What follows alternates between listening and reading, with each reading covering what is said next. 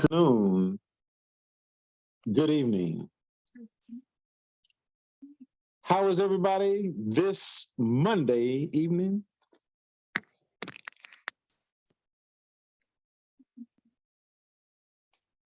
How's everybody this Monday evening? Doing just great. Doing fine, sir. Absolutely. There he is, the doctor himself right there. As we're sorry for this, as last week is he had it, we had it mixed. It was for this Monday, and so, but however, we got the man himself. And 1 second here, do we have Gordon on?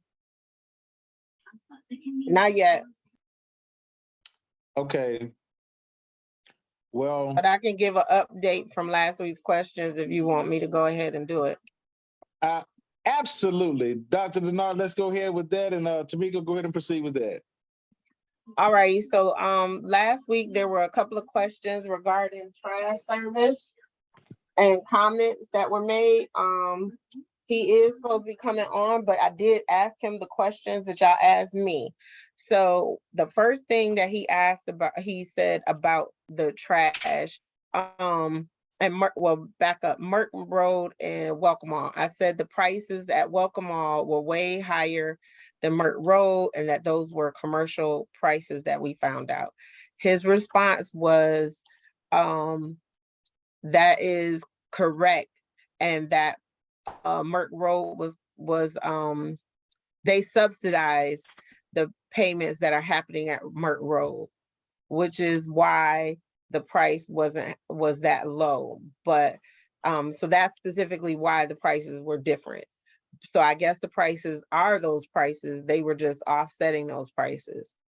The second thing I asked him about is what to do about your lawn service since they were not picking up your bags of lawn.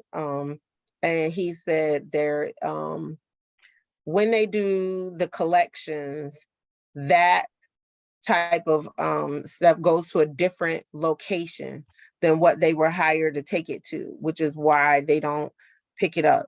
He said what he would recommend best is that you can order a second trash bin and put it in the trash bin.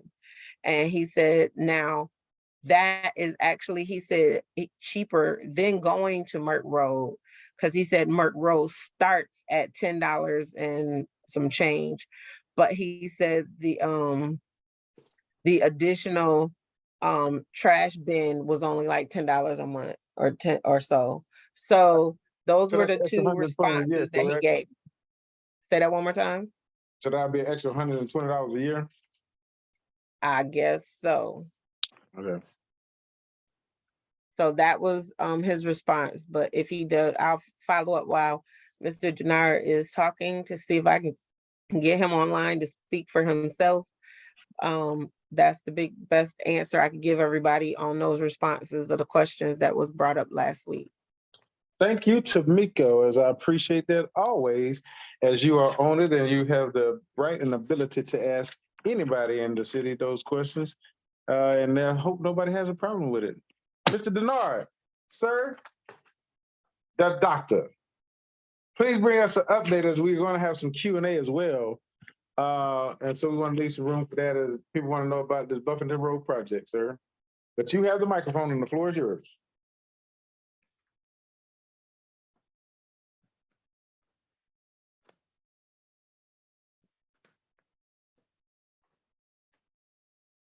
All right, turning my phone off of mute. Sorry about that. Well, good evening, everybody, and thank you all for having us here. We definitely want to follow up with some of the concerns and issues that we talked about last week, and really primarily focus on the Roosevelt Highway intersection at South Fulton Parkway eastbound ramps, where we have that problematic, if you will, intersection. I'll introduce myself for those of you all who don't know. I am Paul Denard. I'm the district engineer for Metro Atlanta. And so we cover 6 of the metro counties. And so South Fulton is one of our local jurisdictions and cities that we serve, and we monitor and do interactions with local governments, but the state is responsible for all of the numbered routes. So in this case, Roosevelt Highway State Route 14 and US 29, you'll see State Route 14 mentioned a lot in this presentation.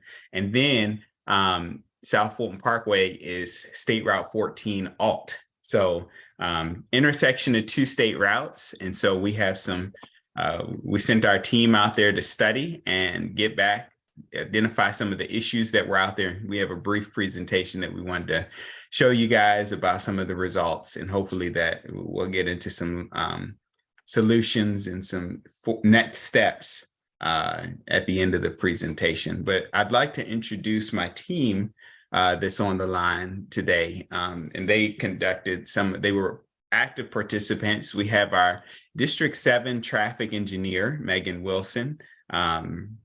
She heads over all of the traffic operations. So she's here to help me with some of those questions as it relates to traffic operations, developments, different things like that.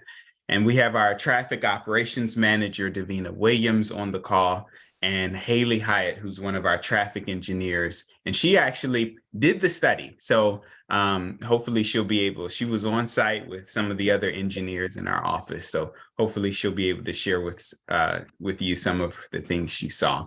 So I'm gonna jump right in and share my screen, see if I can power through this really quickly. I don't wanna take too much of y'all's time here. Do y'all see my screen? Can y'all see the PowerPoint? Y'all can see it? All right, perfect. So we focus primarily, one of the action items was a traffic engineering study and a summary of the Roosevelt Highway and South Fulton Parkway eastbound ramps.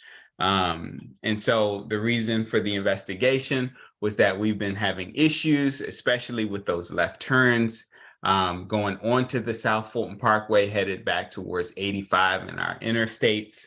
And so there's been an array of illegal U-turns, different things like that, but we'll see a lot of that. So of course, State Route 14 is a 5-lane undivided highway in that area. But some of the unique challenges is that it's right next to that railroad. So that actually kind of limits us to a lot in what we can do, in that it's right next to the bridge over South Fulton Parkway, and it's right next to the CSX or Norfolk Southern rail line that's right there. So we're in a constrained area, but there's definitely opportunity for improvements. Key thing here is that there's about 30,000 vehicles per day with 7% trucks, which is pretty significant, as we usually have a normal truck rate of about 2 or 3%. So we've got more trucks on this corridor, as you all are probably aware. We did a crash analysis at this intersection, as well as Feldwood, over the past 5 years. And our data actually goes up to about 2021. The 2022 data is not yet finished and finalized. It comes in, we get our reports in a delay from our local law enforcement. So we use the most reliable data. So I'm sure there's some crashes that you all know of that we haven't taken into account, but they just haven't shown up in our reporting system. But from what we've got, we have about 63% total crashes at the subject intersection at that eastbound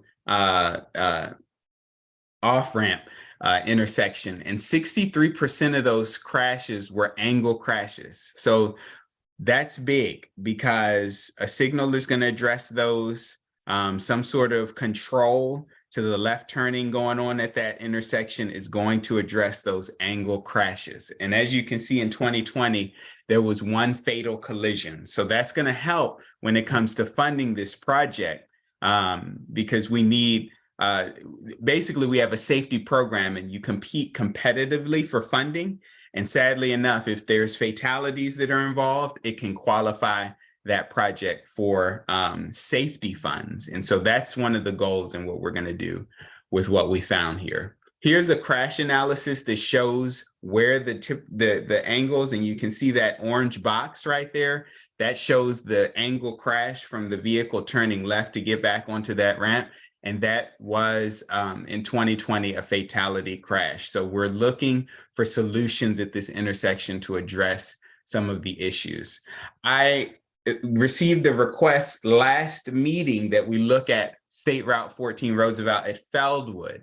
And so we also saw there that there were some crashes here, as well as a fatality in a similar manner to at the Feldwood intersection. So we did take a look. We have to do a further crash screening because our focus was the eastbound ramps, at least up to this point. We will be looking at further solutions for Feldwood, but today we're going to focus on the eastbound ramp. So what did we find?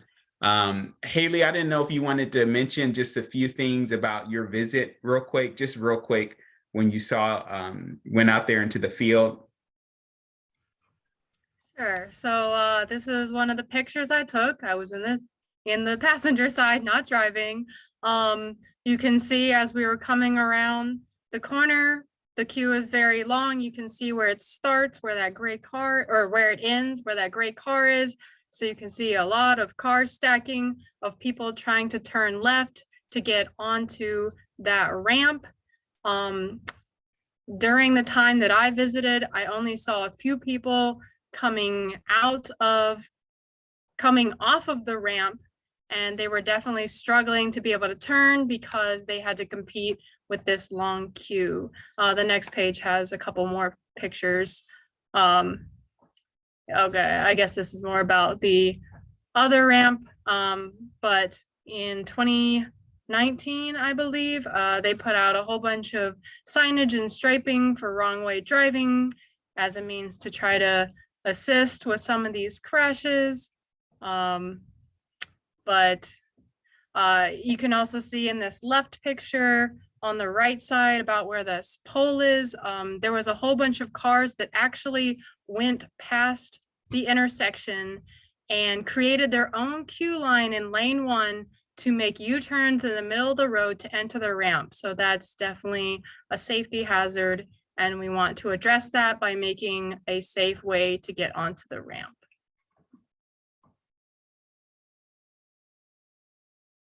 All right.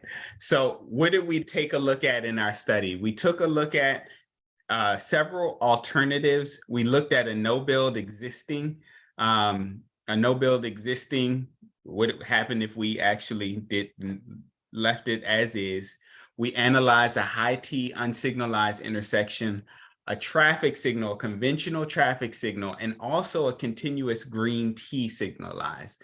And so what I want to do is I want to introduce you to this because this is going to help us. This green T might help us get around some of those right-of-way constraints with the railroad that are there. And also it'll keep the northbound traffic from Roosevelt Highway moving. And so it'll allow the lefts to have a signal with the southbound Roosevelt traffic and the ramps, but it'll allow the traffic, as you can see in this picture, it'll allow the traffic that's going on Roosevelt Highway northbound to keep moving. So very, very important here, traffic signal warrants. And I mentioned this at the last meeting. This is the Manual on Uniform Traffic Control Devices. This is a document from the Federal Highway Administration and the US DOT that controls whether we can put traffic signals out there. They have warrants. And so those warrants are based on the amount of traffic that's out there. We took counts at each of these intersections, 3 intersections actually, Feldwood, the eastbound ramps, and the westbound ramps. You can see that the eastbound ramps met 4 of the 9 warrants that are in the MUTCD based on the volumes. And that's primarily because there's so much left turn traffic that's headed towards the interstate. We got the counts, it met. And then it met warrant 7, which is our safety warrant because we have crashes out there. We did the same warrant test for the westbound ramps and for Feldwood. And unfortunately, the same volumes aren't there for those particular intersections. So they did not meet the warrants. We looked at in our analysis, we looked at the queues. You can see that the queuing and delays are existing and they're significant, but the installation of a traffic signal control in both the regular conventional signal as well as the continuous green T actually significantly reduced the left turn traffic because now it's controlled. So here are some of our delay results. Pay attention to the last column on the blue. You can see the existing, you've got a 37 seconds per vehicle and a 24 seconds average per vehicle. But notice how long you're waiting in that eastbound left. That's 826 seconds. That's like, what, 10 minutes, 12 minutes? And y'all have been out there and seen it. In the design year, you can see that it just gets much worse. What we do in our analyses is that we grow the numbers out. We grow the traffic out about 20 years to account for existing growth, volumes, different things, developments, all that kind of stuff. And we use a growth rate that's assigned to us with the Metropolitan Planning Organization. And that's used across for all of the projects at GDOT that we have. So growing the traffic out, you can see things only get worse as you progress in time. Now, this is growth traffic for our traffic signal and our continuous green T. You can see that with the traffic signal, because we are stopping all of the maneuvers at the traffic signal, we have about a 218 second or 191 second delay. Drastic improvement over 337 and 233. But then the continuous green T is even less because, again, remember, you're not stopping that northbound traffic. So you have a total average second of delay at around the minute range. And remember, these volumes are 2045 numbers. They're better in 2025 if we were to get it built in the next 2 to 3 years. All right, some other things. So after our study, we do the analysis and we figure out short-term and midterm recommendations, or short-term and long-term recommendations.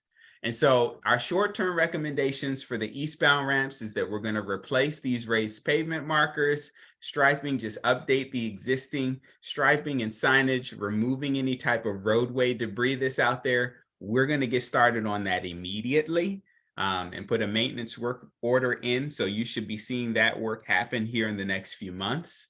And also we're going to look to upgrading the eastbound right turn yield sign to the current standards so that folks know that they need to yield. So some signing upgrades, some pavement marking upgrades, we're going to go ahead and get started on that immediately. Long-term is the installation of our continuous green T signalized. That's the preferred alternative. However, because there's roadway, you can see this is an example. This is not what it will look like. There's a signal that's involved. There's all these other things that are involved. You know, we're going to have to do some survey. We're going to have to do some engineering and design. So this fits into the category of a long-term solution. However, we've got the solution. We've got the study. We can go ahead and get started on this. So we're looking to program this project immediately so we can go ahead and get started in getting this long-term solution going. For the westbound ramps, we're going to consider the addition of a 135-foot southbound right turn lane. It pretty much will add a little bit of capacity to those turning right to get onto South Fulton Parkway, as well as coming from South Fulton Parkway. And also we're going to look to do some immediate improvements with the signage and striping there. And at Feldwood, we're going to do some immediate work with the placement of the stop sign. I'm sorry, not the stop sign, but the stop bars, the signing, the pavement markings, and even we're going to coordinate with our MARTA partners to see if there's a better location that's more conducive for the MARTA bus stop. We did notice that there was a pedestrian crash at this area. And so one of the things we are working with MARTA on is our pedestrian crossings all up and down from Fairburn all the way into College Park, and where some opportunities are for pedestrian improvements and pedestrian crossings there. So aside from the roadway, the striping, and the signage improvements. We also have an analysis that we're looking at. A recommendation is to consider adding a westbound right turn lane that can also reduce the overall delay, because right now it's only one lane that comes up to on Feldwood. However, this has to be local government led because it is a local street. So we can definitely partner with the city and see if there's any mechanisms or avenues to potentially do something there in terms of an additional right turn lane that is on Feldwood. So our next steps is that we want to receive feedback from you all. We want to receive feedback from our city of South Fulton stakeholders and all of those folks who are along this corridor. We've got a project that's nearby, but we will be coordinating with them as we try to program a project. That's the biggest thing. We've got to get this project programmed, identify a funding source. You saw that there was a fatality, so it will likely qualify for safety funds. And then we'll be implementing short-term recommendations immediately. So just want to leave you all with the contact information for myself, as well as our district traffic engineer. These are some of the steps we're taking right now for that intersection. I wanted to report that back. So I'm sorry if I took too long for you, but I hope it was useful information.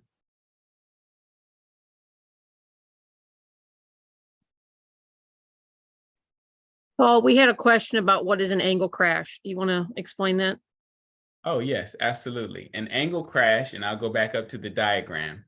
An angle crash is what this looks like when a car is turning left and it gets T-boned by a car that's going through. So anytime you have a right angle or an angle type crash where it's a T-bone crash, that's what we call a right angle or an angle crash.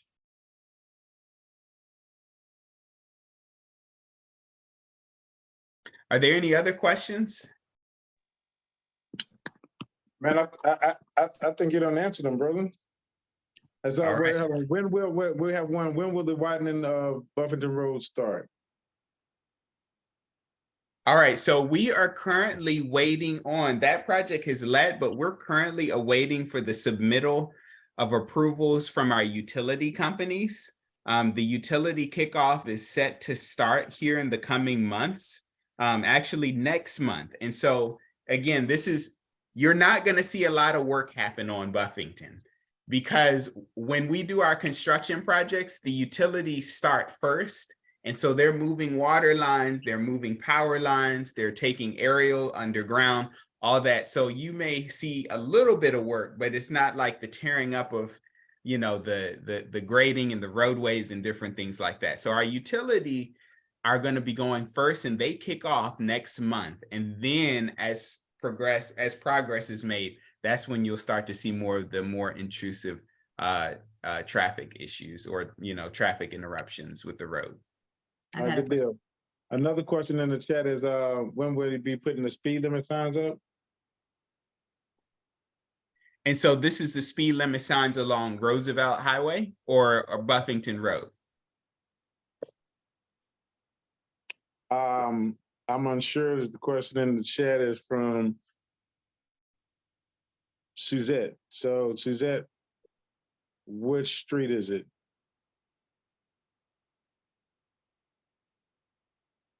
Roosevelt. Okay, Roosevelt. We can, like I said, all of the signage and stuff, we'll be putting a maintenance work request in for all of these recommendations immediately this week, depending on the availability of our contractors and our crews. It could be this month that you see something. It could be in 6 weeks. So we'll try to make those happen sooner than later and get an exact time frame to a council member. Reeves. I see another question in here that says, how will the widening of the road affect neighborhoods? So the widening of Buffington Road is going to affect the neighborhoods primarily when you start see dirt turning in the road. So it's a widening project So if there was property that was in basically this widening project is going to place sidewalks in, so there'll be some long-term benefits. So it's going to relieve congestion in that you'll have a, instead of 1 lane, it's 2 lanes. You're going to have signals and traffic, intersection breaks strategically throughout the corridor. And then there's sidewalks that's going in along Buffington Road. So it'll bring in that more suburban and definitely have that multimodal feel to Buffington. But in terms of the effects, any type of property acquisition, I know we talked about this last time, any type of property acquisition on this project has already taken place. So negotiation, all of those different types of things, if there's a property that's been affected, compensation for any type of easement or right-of-way take or acquisition, that should have already been taken. And so if there are specific properties or developments, or, if there's, a situation where you feel like you've been left out, I'm going to leave my information in the chat. Please send me an email, and then I can forward that email to the project manager. I forwarded some inquiries last time I was here, and I don't know exactly if the project manager was able to get back with you all, but he should be getting back with you all in terms of that. But in terms of affecting the neighborhoods, we will be sending out notice,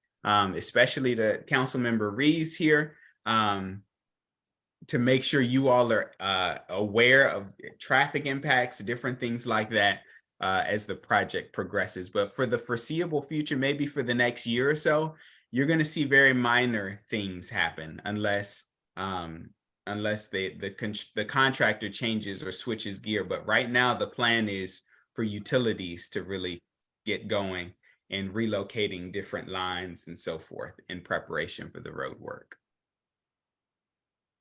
Will sidewalks be considered when you're looking at what works best from Fairburn to South Fulton? So, and I'm guessing you're talking about Roosevelt Highway. So Roosevelt Highway, right? When you was mentioning Yeah. you're gonna partner with MARTA and yes, for the yes, pedestrian. we will. It has been a request from the local jurisdictions, from elected officials, to have sidewalks all up and down Roosevelt Highway. I can tell you that, that is a desire of the department, but it is a partnership with the local governments. Usually when the department installs sidewalks, it's either coming in with one of our projects. If there's a development that's taking place, we actually, in order for them to get a permit, we make them install sidewalks as a part of their development. You'll be seeing, so for instance, the bridge replacement there just south of Welcome Mall, we're going to be putting sidewalks in that bridge replacement project on both sides. In this intersection project that we're looking to have, we're going to make sure that we install some sidewalks either at the bus stops or at the on-ramps and make sure that there's adequate pedestrian accommodations with our intersection project at the eastbound ramps. So we're kind of doing it piecemeal, but if there's for the long stretches of corridors, typically those are led by our local government partners because there's a set aside funding from ARC, which is the Metropolitan Planning Organization, that there's a set pot of money for those type of projects. And so the local governments have access to that, and we definitely coordinate with them and let them know that that's available to them. MARTA is developing a crossing and an access corridor plan, and they have included pedestrian upgrades in that plan. So we're going to be working with them as well. We are already working with them on their long-term plan for that. So. Thank you. Will widening also include bicycle lanes on Buffington? To my knowledge, I do not believe bike lanes are included on Buffington. But again, let me get back with you on that question. I think a future meeting, Councilman, you might have the project manager join you from Buffington Road on one of these. Mr. Denard, I would think the Yeah. same thing. So we'll get this. Help me lead in that conversation to get him on the microphone as we want to get in touch with him. And Yes. so, but you know, I go over there, and so it's. But however, I know he's busy in the field, and so. But if you can just help steer that conversation and connect us, that'd be a good thing. And so, because I do think that he should be on the call, as because one of the questions that I want to ask him particularly is, if bike lanes are not included, is it too late to include the bike lanes? I think that's a good question, but I'll tell you this, since we've gotten so far along in the design process, and I think it's under construction now, it probably is too late, because if you add the bike lanes, that's an additional 4 to 6 feet of width, and that will probably impact even more so the properties that have already been impacted. But like I said, it's probably best for the project manager to come on and give a little rundown or update of where we are with Buffington Road so that the community can see. I absolutely agree, sir. Thank you so much. Who has a hand up? Loretta. Miss Loretta, go ahead. Good evening. Hey, Paul and your team. Thanks for coming on. So I have concerns of us not having the bike lane, and we get a lot of bikers. And I'm looking at my window every weekend, and it's a lot of them. And as a community, I think we need to support that. And I'm just really hoping that if we can, like you said, Corey, get the person who's over that, because we need a bike lane. That's going to be, I just see, unfortunately, so many of the bike teams that comes out there and do the bike, and somebody's going to get hurt. So I think we need to stress nothing else. If we don't get additional sidewalk, at least let us have the bike lanes for the individual teams and groups that actually come up and down this Buffington Road consistently, because it's definitely neat, and it's a safety. So we're talking about safety. Can we at least have that if they're not going to you know stretch out the actual lanes itself, or add the sidewalks rather?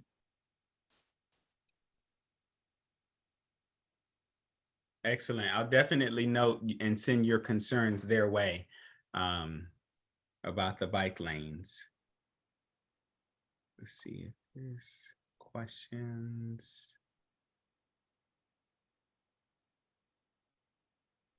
Mr. Miko has her hand up. Yeah, I was waiting to let him finish some of the questions in the chat, but mine was actually a bike lane on Roosevelt Highway.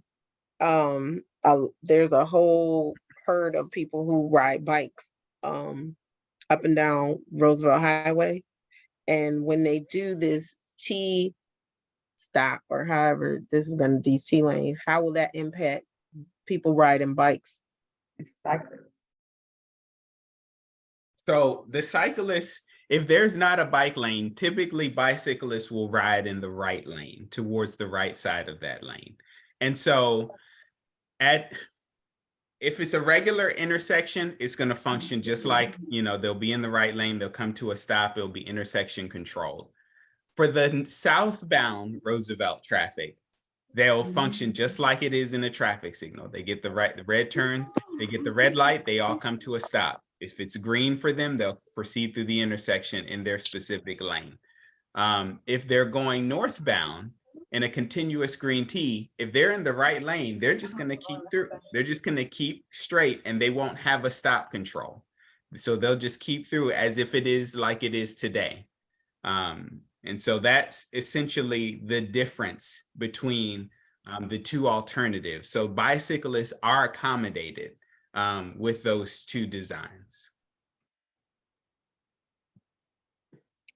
Okay, because just to let you know as well, we do have the world's largest African-American cycling event that does take place Labor Day weekend, is the One Love Tour. And so that I know that there's special accommodations for that. But that's a route that they kind of go every year. And so we here in South Fulton, I'm pretty sure around the region, we want something to honor that, as well as I'm pretty sure we can put our heads together. That won't be this year, of course, but in the years to come, particularly next year, have something out designed for them. I have here a question. Is there information concerning the roundabout at Washington Road and Roosevelt Highway? No, you did not miss that part of the conversation. Unfortunately, I still have the same information that I had before. That project is the design is finished.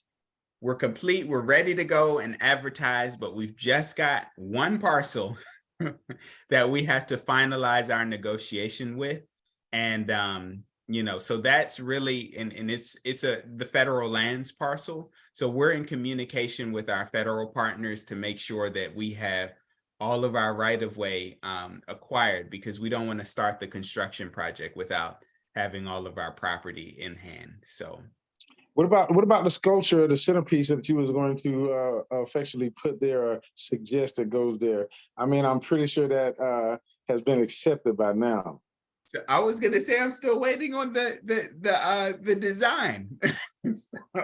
So no. So if that's something, council member, that you can coordinate with the city staff on, we can definitely issue some sort of mowing and maintenance agreement. If that's a desire from the city of South Fulton, we absolutely have, with my counterparts in other districts around the state, there are decorative elements, especially if they're crash worthy. They've got to be crash worthy, meaning that we don't want to put a monument out there and, it be, cause issues from a safety standpoint, but definitely work with them for more decorative elements in the roundabout. I mean, if you just wanted to put a hand up there saying, hello, welcome to South Fulton, I mean, I would be absolutely unopposed to that. Gotcha. Any more questions for Mr. Denard before we move on? It seems like another question came in. It says, are there any projects for Flat Shoals Road and a turn signal for Flat Shoals Road at Feldwood Road? Yeah, Right. yes. So, right. That's Public Works, Jane, and that's coming. Oh, I'm sorry, my bad. Okay, my bad. My bad. I mean, I'm already on it because we've been on that from day one, so it's coming, but it's just a process. Okay, So thank for you. the question. Thank you, Mr. Denard. Not a problem. Highway 279. I was just about to mention that when Flat Shoals came up. So we have been working with actually it's a long-standing project. There's a sidewalk and a pedestrian accommodation and streetscape project that's going on Old National State Route 279 from 138 on up to, I believe, Flat Shoals, or somewhere around those limits, the south side of the 279. And so that project is currently scheduled for summer of 2024. That project is one of what's called our local let project. So that's one of our projects that we partner with the city and the city staff to do engineering design and even potentially manage some of the construction work on that. The latest date we have for that is summer of 2024. And right now they're currently still acquiring property as well. So, I sound like a broken record. Hold up. What happened? You had something different? Dr. No, wait. Repeat, for me, I want you to go radio slow. As to repeat what you just said, are they still in the process of acquiring the right of way acquisition? The property acquisition. That's the latest that I've heard, unless you know that it's finished. No, is this who under whose purview is this? The Department of Transportation purchase, or is this the City of South Fulton purchase? Or help me out, is this you guys purchasing it, or is it the City of South Fulton? Typically with our local let and local design projects, the locals will acquire the right of way. However, there are projects in our district where we will acquire the right of way in partnership with the local on this one. So I have to check. Because I need clarity. Is Highway 279 from Flat Shoals to 138 a GDOT purchase project? for the right-of-way acquisition. Let me circle around with you on that. And Yeah, get back. please do. Yes. Please do, because yes, we have different information, and I just want to have it for clarity. But we can definitely talk about this offline, and because I need to know like ASAP. So Corey, let me interject. What does that mean to us, for those who don't know what that means? Who's purchase? So break that down to who's purchase and what. I need to know that. What do you mean purchase? What do you guys kind of elaborate on that? Unless I'm the one who don't So when you're understand. doing sidewalks, right, you have to go into the right of way. So the purchase of that, you have to in people's land, just what they did similar to Buffington Road, but that was GDOT purchasing the property of the right of way acquisition. That's for the road expansion. Sidewalk expansion, either like you said, that GDOT would do that, or it would be the city of South Fulton. To my knowledge, it was the city of South Fulton. And if anybody knows Jill Lindsay, we've been on this for years, as the second portion should have been completed. But that's neither here nor there. But what we're talking about now is the right-of-way acquisition purchase. I believe it was under the city of South Fulton. I think we have two different timelines in when that was stated. But what we do have is a recording of it. And what we do have to go do a little research to get that on record when that purchase was supposed to be complete. Because to my understanding, that portion was completed by the city of South Fulton. So for clarity, I want to know was there any portion going to be purchased by GDOT? And is that the portion that we're waiting on to move forward with this project? If not, then that will fall back on the city of South Fulton. And the information told to the information now is different. So you're saying from the taxes, we need to pay more money. Far as that, where's you talk about far as purchasing? Because all I hear is dollar signs, but you're not emphasizing where these dollar signs is coming from. So that's what I want to know. So right, it will be on us to purchase the right-of-way acquisition for the installation of the sidewalks.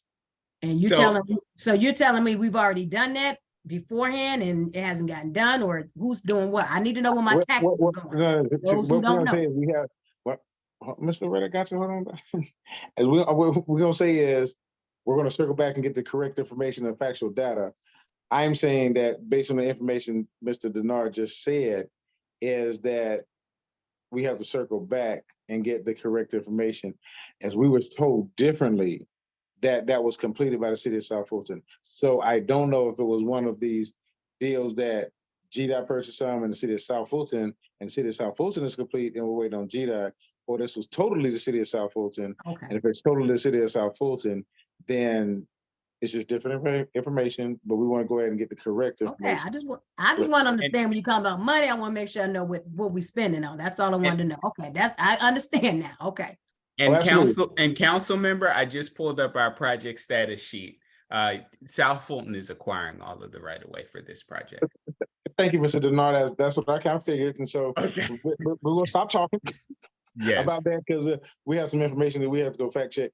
But let me just say this. Any more thought to the pedestrian bridge? I know you said that a lot of people don't use pedestrian bridges because, it would consist of the elevator, stairs, but also to an escalator, right? And so that would be a third caveat of all four corners of being with a pedestrian bridge and light up at night, and so kind of give it that. And I know you said that has to be something that's locally led. So, I think we'll try to champion that as well, so. Because I think it'll be just a good little added piece, particularly to that corner, because we do face a lot of pedestrian incidents, and so some leading to fatalities, and so we definitely want to highlight that and just bring a new safety feature to that, as we'll have the elevator, the stairs, and the escalator, or movable stairs.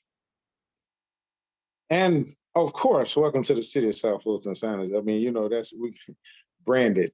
And so, yes, indeed. And there was another question in the chat about the holiday lights. Is there anything that's special or unique to getting holiday lights added to the post, or is that a GDOT or a Georgia Power thing? So I was gonna say I can definitely let our district traffic engineer talk about some of the requirements for the banners and some of the lights and so forth.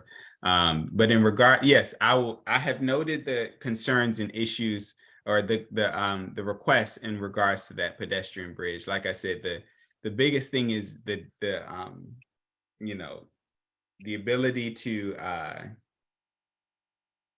the destination points, like where they're going to be crossing, you know, what the potential of, you know, the volumes for the pedestrians and all that kind of stuff. All of that is taken into account when we're looking at, you know, elevated pedestrian structure. So definitely duly noted. And Megan, I don't know if you want to comment any on the requirements for banners or different things like that. I know that's reviewed in your office. It is, and we're happy to take a look at any plan that you all have in mind. You can send it to my email address, or you can send it to Miss Davina Williams here, and we'll make sure that we take a look at it. There are a number of rules and regulations in terms of what that can look like, but if you kind of give us an idea of what you're hoping to accomplish, we might be able to come up with a compromise that'll work for what. Absolutely. Now, Ms. Wilson, Yes, sir. do y'all have any extra lights that y'all can just put up for us over there and just, you know, just give it as an example this year? So, I mean, I'm just Yeah. asking for me. I love your enthusiasm, sir, and I wish I could be of more help in that regard. Unfortunately, I don't think this is probably where I can be of the most amount of assistance, but we're happy to help you with a permit. Absolutely. Thank you so much. Sure. Indeed. Oh, and Mr. Denard, is there any assistance with MARTA to try bringing the BRT down to from Garvey Road down to 138? As there's a high percentage of ridership along that strip, and there's not plans to go straight down the span, go left at Garvey Road. Is there any assistance or leeway in that manner, sir?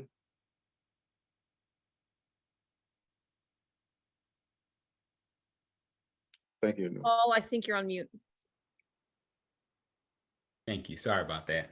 I was going to say, I can definitely refer you to the right entity for that. GDOT is not making a lot of those decisions in terms of the routing and even the oversight of that routing and some of these plans for the ARTs and BRTs that are going on. We just sit as a stakeholder, but it's the ATL and the board at the ATL and all of those folks over there who are making a lot of those decisions with MARTA in regards to, you know, origin, destination, the routing and different things like that. So I will bring that up in the meetings that we will bring that up in the meetings, as you know, is what you've stated from the constituents and the traffic and pedestrians that are down 279. But that's a MARTA and an ATL question. Right. And would you agree that it's on South Fulton to go to MARTA and ATL and express for economic development to occur? A lot of TOD developments are happening and they're being considered, and that will help greatly in the economic development, particularly or redevelopment of this corridor. I mean, I can imagine that it will. I mean, we have been able to install some pedestrian hybrid beacons as well as support not only the project that we were just talking about with the pedestrians and so forth, but also some previous projects. We actually have a safety project that we're looking to implement at Godby Road in 279. But again, that focuses on more the roads and bridges element that we're over. MARTA would have to answer the question and ATL would have to answer the questions regarding the transit. Absolutely. Thank you. All right, do we have any more questions for Dr. Denard? I tell you, Mr. Denard, you have been great in coming and you held true to your word and so brought us the updates that's needed and necessary.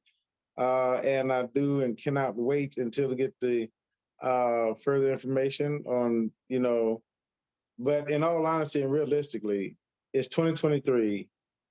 It'll be 2027 before all of this is finished and realized. And so, go ahead. I hope not. No, I right, hope right. We hope not, but in time frame with delay, but the construction time is scheduled for 3 years, though, correct? so. Because we haven't really done the design and so forth like that, I would imagine that it's going to take about a year, 18 months to design, because of all the constraints around that. And then it'll probably be a year for construction. So you're about right, 3 years or so. Right. And so I want to meet everybody's realistic expectations as we're speaking of it now, but it's the long game. It's the bureaucratic process, but it's coming. And so, but however, and so just a little patience and, we're going to have it realized.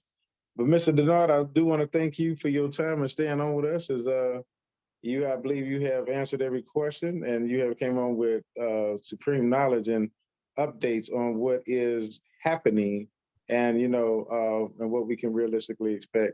And I appreciate you for doing that as always. And go GDOT. And so can y'all get me a shirt that says Highway 279? Because we're going to go ahead and start broadcasting that as we're going to just change the dynamics of Old National Highway. As I'm starting to say Highway 279 in my speech. And so let's just speak it into existence. And so, however, thank you for your time. Thank you for your team. Thanks you, GDOT team. And so we appreciate you as always. And y'all always have a home here, the platform. You ever want to just express and bring anything, feel free to just hop on. And so we appreciate you. Thank you, sir. Let us know Thank if you there's for anything having we can do. Absolutely, absolutely. And next up, we're going to have Mr. Gordon Perkett. Are you on the phone? Yep. Can you hear me? I am. Absolutely. And everybody wants to know about sanitation. And so but I'm gonna give you the mic and you can field in all questions. And welcome back from vacation. And so and thank you for coming on a day after your vacation. I know that, it was bliss but now it's work time, right? And so, but you have the floor, sir. Well, it's been a good day, so I can't complain. Can't complain. So good evening, everybody. Gordon Burkett. I'm the solid waste coordinator for the city of South Fulton, project manager for the implementation of the residential solid waste program. I understand you had a few questions last week while I was on vacation. So I wanted to make sure to come back and give you the best information possible. And I think most of the questions that I understand from the last week's call were surrounding what to do with yard waste. It is not considered part of the bulk program. It can go in the container that you have if you have space for it. But also, what I recommend to people that have been using Merck Miles to take their yard waste, that if you get a second container is $10.17 per month. And as you probably are aware, one visit of any material at Merck Miles is $10. So for a little bit more convenience, a little bit more capacity, you have the ability to put that material in that garbage can. You can containerize it. You can choose not to if you so desire. That's an effective way to address it as well. I see a hand up, but I don't know whose hand that is. I'm happy to answer any questions. I have a question. That's an iPhone. Please state your name. My name is Vanessa, and I have a question. My daughter just moved in her house off of Oakley Industrial. I'm not sure if it's Pearmeadows, the cusp of Pearmeadow and Fairburn, but the lady that lived there, it's GFL and Waste Industries containers, and they picked up the GFL trash, but they did not pick up the Waste Industry trash. Why was that? Because she was told that both of them should have been picked up. Aren't that the same company? Yes, ma'am. You're referring to the garbage container? I'm talking about trash. Yeah. So this got flies, maggots, and been sitting there. I don't know how long the lady had it sitting there. She might have not have rolled it out to the curb. I have no idea. But they were supposed to pick it up last week. They never did. And it's horrible. Okay. She left both Well, containers. I can appreciate that. Okay. We do have a relationship. Waste Industries was purchased by GFL. It might have just been an oversight. If it's in the city of South Fulton, they're responsible for collecting any container that they still have out in the field. Yeah, and I'm maggots, happy to. maggots and everything. I understand. And so if you don't mind, if you could email us the address or location, and our email address is pretty straightforward. It's sanitation@cityofsouthfultonga.gov, and just let us know that there's an additional container out there. We speak to GFL on a daily basis. They picked up about 27,000 containers. Unfortunately, I think they had about 33,000 containers in the city of South Fulton. So.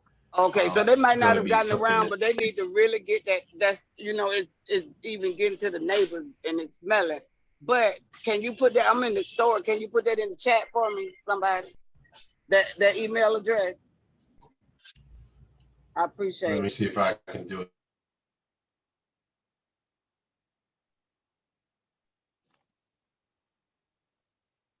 here.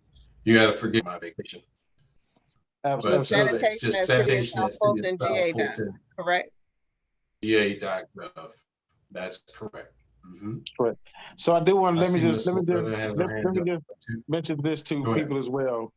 As that we are scheduling for August sometime, and we'll confirm a date, a bulk trash day for the district. So I do want to put that out and look for that correspondence to come soon.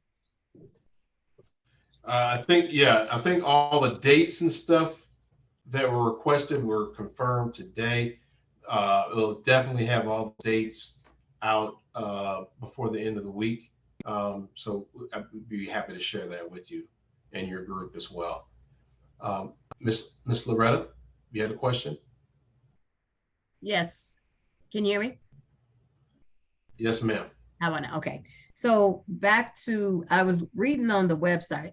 We have a lot of let me just go for it. Going forward, what are you guys going to start finding people who continue to use these trash cans and who continue to,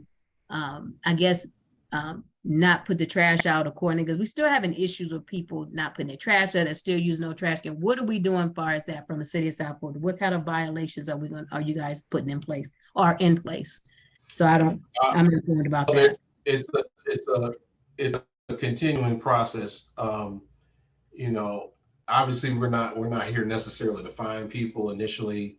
Our program is really focused on educating folks, and we've drafted up an additional flyer that should be coming out in the next week or so. I'm not sure where the status is because I was out last week, but it should be leaving here in the next few days. So you should be receiving that, and it'll deal with, where you place your container, when it should be placed out, when it should be taken back, and proper storage locations as well. Okay. And as part of that as well, we are going to have door hangers that we'll share with agents and other folks, just to remind their residents, of what the expectation is. Okay. And then last but not least, we're still working with code enforcement as well, to make sure that, that folks are consistently following this new routine. It's part of the challenge was, when we had multiple vendors, you really couldn't tell which day of the week that container should be out and shouldn't be out because it depended on the vendor. So this is kind of a new thing for some, because a lot of people just lived in that kind of gray area and left their containers out. Okay. The expectation is change. We'll continue to help our residents move to this new mindset of where the container should be and when they should be there. So am I hearing you right? Hold on, Ms. Loretta. I need to let them get through some of these other questions real quickly. That's in the chat. because our time is running short. Can you Oh, check okay, out the sorry. chat and answer some of these questions for us, Mr. Gordon? Absolutely. As soon as I can find it. All righty, then I'll run them down. No problem. I'll just run them If down. you share them with me, I will be happy to answer anything. All right. I actually have First two of them question now. is, Who's over the customer department? yep. So we actually have, at this point, we have two different ones. One is with us at the city of South Fulton, and I'm responsible for that one. And then Waste Pro also operates one as well.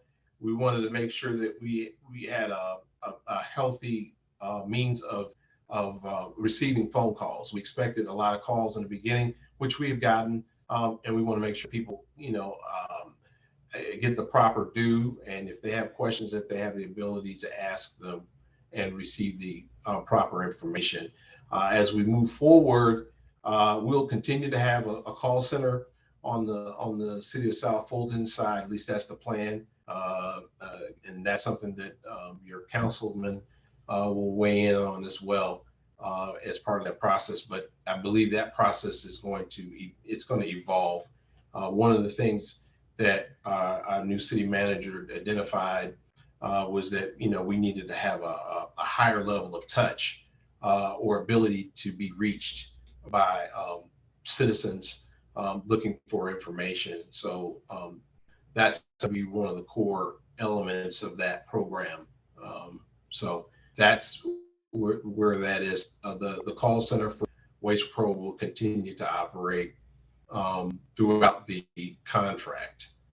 Were there other questions? Tamiko, I'm sorry. Yes, the next question. In our neighborhood, old bins are not being picked up either. What can we do with them if they don't come for them? So we're constantly working with the different vendors. GFL has been very supportive and has gone out on more than one occasion to collect a number of containers. We're also doing that with internal crews as well. The most important thing, though, is to let us know where they are. Again, if you email us at that sanitation at cityofsouthfultonga.gov email address and let us know the address of where the container can be found. We're happy to work with HOAs or individuals to make sure those containers are collected. We're getting pretty aggressive about it because old containers cause new problems, and so it's important for us to get those out of the way and move to this, the new system as intended. All righty, so we just need to push to communicate into the community. At this point, it's time to report where If you let us know where they are, containers, because y'all don't happen to know randomly where they are. So you really need us to start giving you actual addresses where we see them and send it to sanitation at City of South Fulton, ga.gov for them to go pick them up. Absolutely. Right. So that's something, like I said, we're using our internal crews and frankly, some of these we're just grabbing them and crushing them. Some of these containers are very old, so I think that the vendors are not very motivated to pick them up at this point. All right, the next one in the chat, do they have to register for the bulk day trash pickup? I would say yes and no. I would say that it's not a requirement. However, especially if you're in an HOA where these things are more sensitive about your materials being out, I would highly encourage you to register. It doesn't cost anything. It's very quick. It's on our website. And you just put your materials in, and if you exceed the number, they'll call you and let you know how much it will be. If there's an item on there that they have more questions about, they'll call you. But also, most importantly, if you register, you receive first priority. So those are the first items that they'll pick up on that Monday.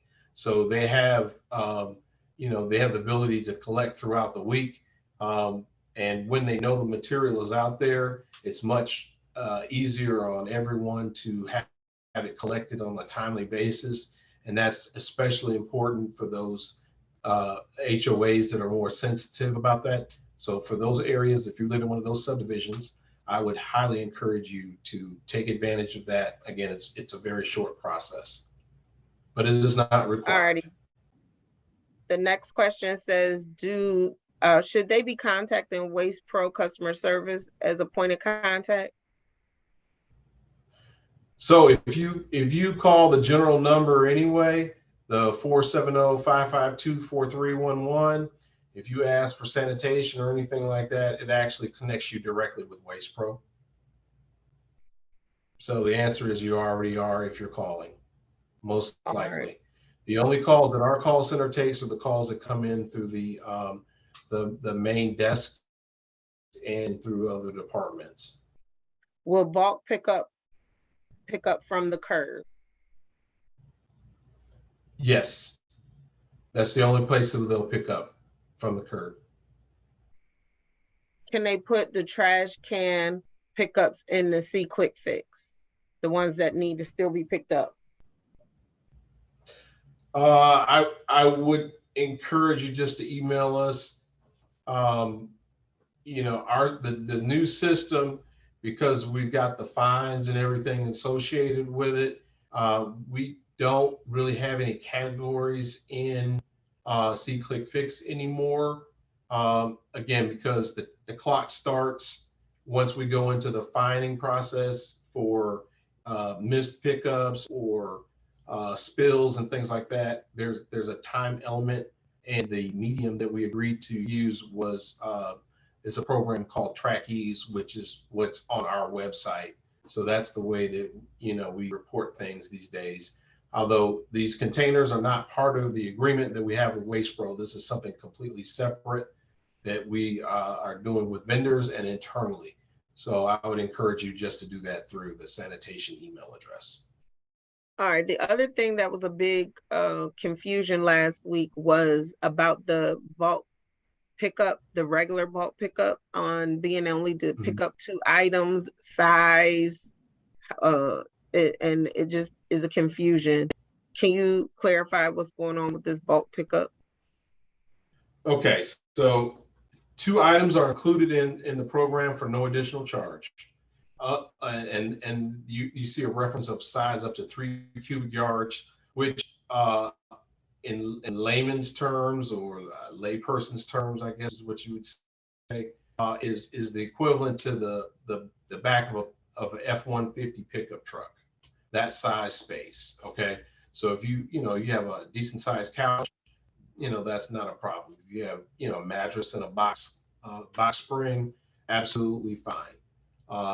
And again, if when you put that request in, there's a phone number that's associated with that, and that will connect you directly to the vendor that's responsible for collecting that material. And you can ask those kind of specific questions if you have a concern about that, or if you see that the 2 item number, what that would cost you. And in many cases, if it's small, they're just going to allow it anyway. So I'd encourage people to use that process to make sure that you receive the service that you're looking for. What about refrigerators? Refrigerators are included in there. That's considered what's called a white good. So that would also include a stove, things like that. Again, though, if you're putting a refrigerator out there, it must be properly prepared.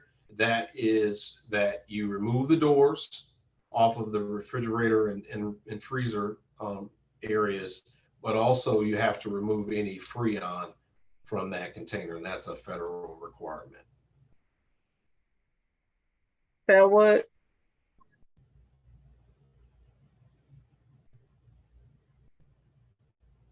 I'm sorry, you just broke up. What did you say? All right. Jill Lindsay?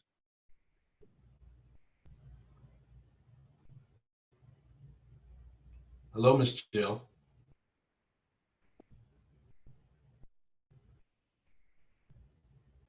Last call for hands up, Bellwood HOA or Jill Lindsay?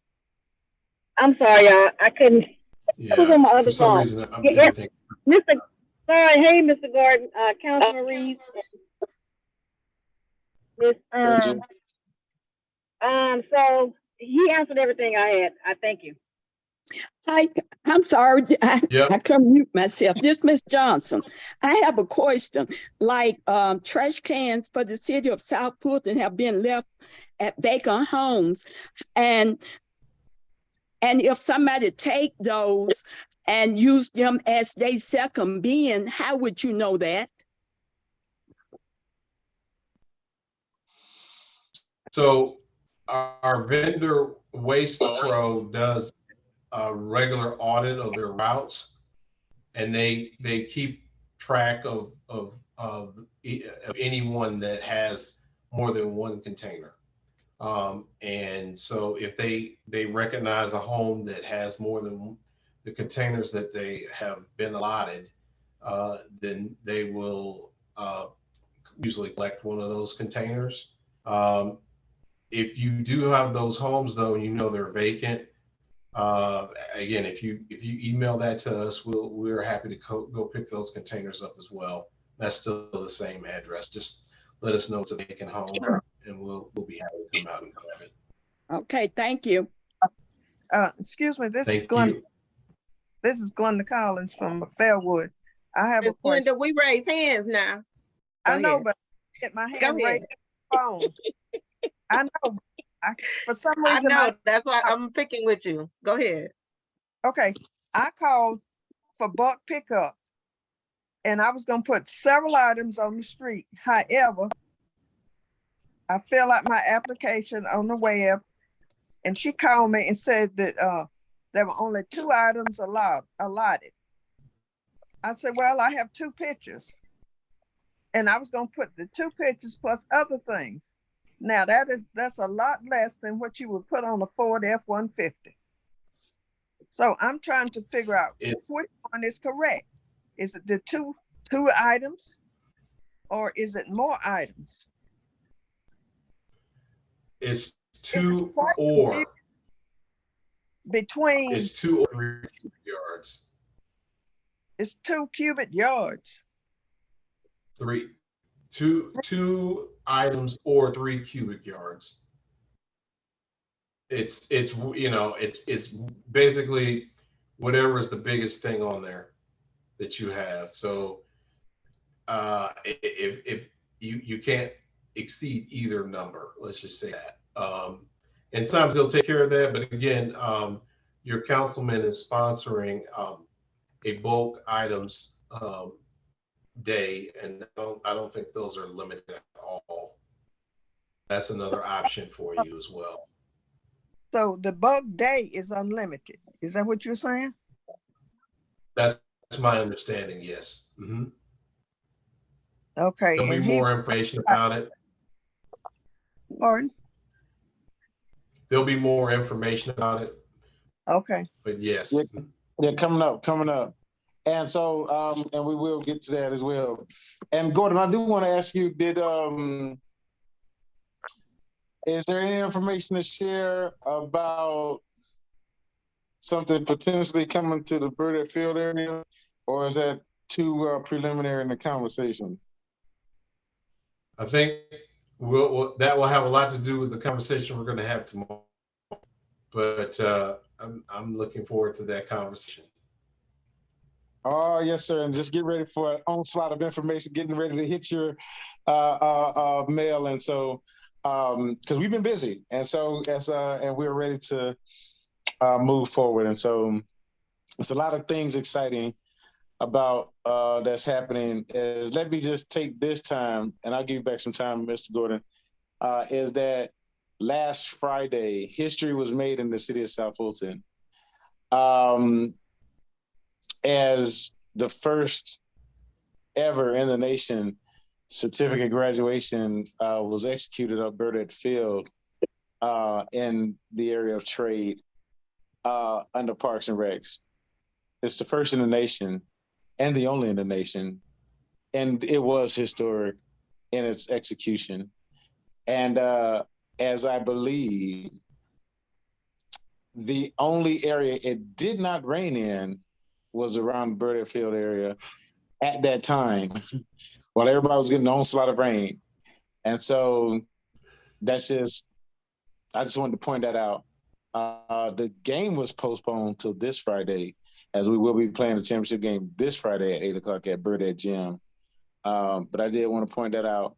And thanks for all of the work contributed by Mother Dorothy Scott, who ended up cooking a whole vegetarian meal at the last minute. And so, and we rewarded her for what had done last night because she's getting ready to exit upon us. Miss Chandra Simmons for coming out and being an excellent volunteer. And thanks to everybody who came out and attended the event as well. And always to General Levitt it's not me, it's we, and we, had to come together. And that was a long journey, but the land is preserved. And so, because instant history is made, and we want that place to be recognized. So we're working hard with our other partners to facilitate something that is going to be very useful to the community throughout the longevity of this park area. And we will conserve the space and green space. And so, but thanks to all who came out and participated. We appreciate you. You didn't let the cones stop you, didn't let the rain stop you. But the reception with musical entertainment, even though it rained, they still performed. And I was out dancing in the rain. And so it was a great show. But however, it's things do happen. But I cannot go without letting y'all know history in these United States was made last Friday at Burdett Field. And that is an absolute fact. And on Parks and Rec's Professionals Day. And July is Parks and Rec's National Parks and Rec. Huh? Mr. Burkett, don't worry about it. Make another visit there. Been too long. Oh, look here, let me say something. The trajectory of lives was made and shifted last Friday. I just never going to overlook that. And so I'm going to, but with a purpose, that's the purpose, the whole purpose and why we did this. And so I'm just saying that I'm excited about it. I'm grateful for those who participated and gave up their time and being in the class, as we're taking this to the Smithsonian and I'm shooting it all the way to the White House and I want my National Historic Marker because it's the first and only one in the nation, people, in the 5th. And I'm going to brag till I die about it. And so, because it took a team effort to get this done. And for every hurdle they put in the way, it builds nothing but strength and endurance. And we endured it out there. And you helped us do it because you was part of the team. And thank you all, as I just am excited about it.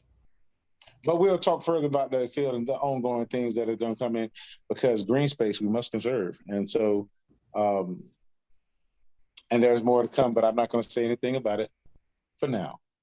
But thank you all to the team members. I love you so much. Couldn't do it without you. But go ahead, Mr. Burkett. So I just had to throw that in there. I'll be remiss not to. I'm good. That's a great note to end on, I think. I think so too, sir. I'm always available though, and I'm grateful to have the opportunity to come share with you and your group this evening. And please, if you got questions or concerns, please let us know. That's what we're here to handle. But also, we like ideas as well. So we're always open to new and better, because that's what we're all about. Amen. Amen. So thank you. All right, ladies. All right, thank you, Mr. Burkett. And ladies and gentlemen. One more comment, Councilman Reeves. I just wanted to say, for those of you, we have the next class getting ready to start in the middle of August. High voltage is the electrical, low voltage is the data, like your internet kind of installation. But both classes are now going to be coming in August. So we'll have a Tuesday night and a Thursday night class going 6:30 to 8:30. So if someone wants to come, they need to send an email so we can get you the application, or they can come by the Burdett office and get an application and fill it out. What I do want to remind people is trades are not a man-only career field. it includes women, and they make very good money. And even if you know someone who does not have a perfect background, they can still attend and make good money. We have some women that are coming through, and they were the happiest at the graduation. So just know the program is not just for men. When we ask people to sign up, they'll just turn around and look for their son or their but they forget that it includes women. So we did have 4 ladies graduate out of the program. And so women are also allowed to take the class. It's not a male only career field. Thank you. No, because I do believe women need to know how to change a light bulb and run a little electrical wire down to the, because sometimes that we do have a lot of single women. We do have people just need to know it's a skill set. But I will be remiss also, General Levitt, to say we had every demographic from youth, millennials to elders, men and women, in all those categories. And I'm proud to have it done. And so and she's absolutely right. It's open to anybody who want to sign up and take advantage of the opportunity. And then we have carpentry starting at Creel Park too. And so, yeah, ladies and gentlemen, just gonna get ready because the HVAC gonna be coming, fiber optic installation. It's gonna be a whole gamut. We want you to be able to take advantage of it. Shonda has a hand raised. Yeah, what's the age range for the class again, please? Open. We had one as young as what, 13? Okay, cool. Thank you. Because you know when you no, Chandra, hold, stop, players. No, please. You have the platform. Please tell us about your experience this past weekend. Hey everyone, this is Chandra. I had the awesome pleasure of attending and being one of the panel speakers at the Georgia Legislative Black Caucus event, which is the 50th anniversary that took place in Savannah, Georgia. And I spoke on the panel regarding agriculture and the state of emergency that we are currently in that you have a decreased number of individuals whom are farming.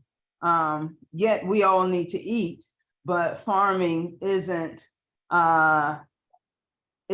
as lucrative and illustrious as some of your other career paths. But we spoke specifically on the impact of agriculture and we as African Americans in general.